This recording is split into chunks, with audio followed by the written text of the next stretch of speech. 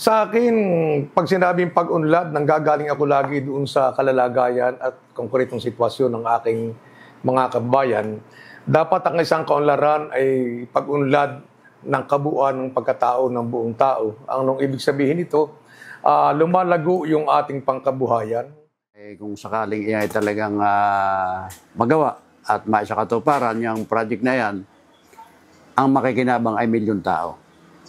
Hindi kakaunting tao. Ang pangarap po natin dito talaga ay yung ang inaasahan natin dito, malaki yung may katutulong ng NWSS. Under the GNCAD. So, marami siyang natulungan sa trabaho, maraming natulungan sa financial grant, at I think sa maraming mga programs na po tayo na i-implement na talagang malaki yung tulong.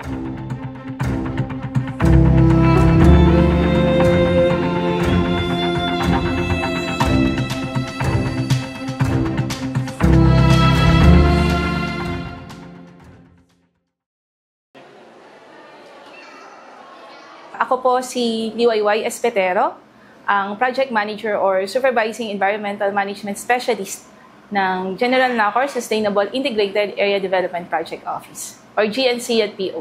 GNCAD stands for General NACOR Sustainable Integrated Area Development.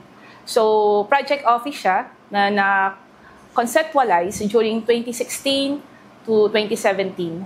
So, this is a trust fund, so most likely a trust project to the LGU of General NACOR, headed by the Honorable Mayor Eliserio Arrozol. Yes, naniniwala ako na the more na maraming nagpa-participate at kabahagi, the more sustainable. So from the very start, ganun lagi. Ang isa sa pinakamalaking katuwang natin ngayon ay itong ating partner na ang MWSS. Matagal nating katulong yan. Malaki ang contribution sa atin yan, ang Manila Water, Maynilad. So, may mga programa at serbisyo tayo na iniimplementa na ang pondo ay sa kanila nang gagaling.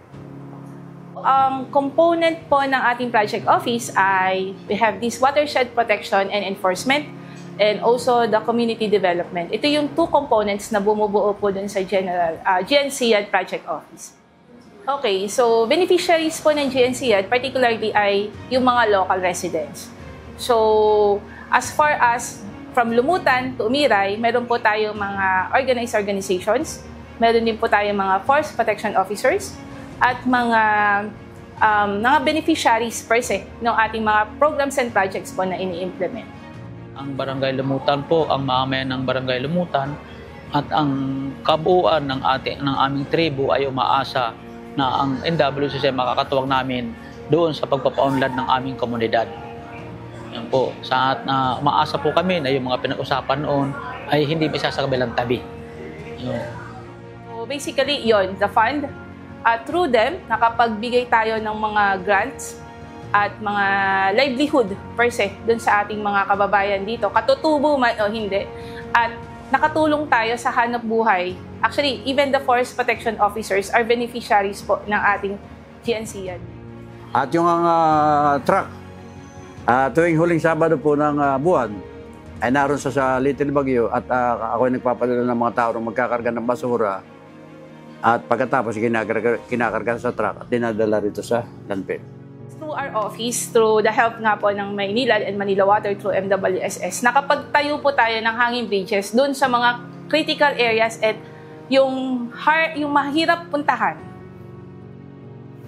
So far, dun sa ating programs sa programa po natin ng pagtatanim, out of 191,000 na trees na naitanim po ng opisina, 82,000 po doon ay from these organizations na mga katutubo na binigyan po natin ng livelihood or yung tinatawag na binabayat tree nurturing project. Katulad nga na yung aming kahilingan na covercoat na hinihiling ay amin ang na-divert sa patubig ay kasalukuyang kanilang gagawin na ayon kay engineer na talagang maisakatuparan na yan. Sabi ko nga kanina, 191,000 na puno na po ang natanim ng GNCAD dito sa General NACOR from the very start. So, sa tingin ko po, wala pa pong LGU na nakapagtatanim ng ganong kadami in the short span of time. Usually 300, 200, pero tayo through the help ng ating mga katutubo, actually even the organizations, ay nakapagtanim tayo ng ganong kadami. Ang General Nakar, ang nakikita ko yung tuloy-tuloy na pag-unlad niya. Pero pag-unlad na kung saan kasamang napoproteksyonan yung ating kalikasan.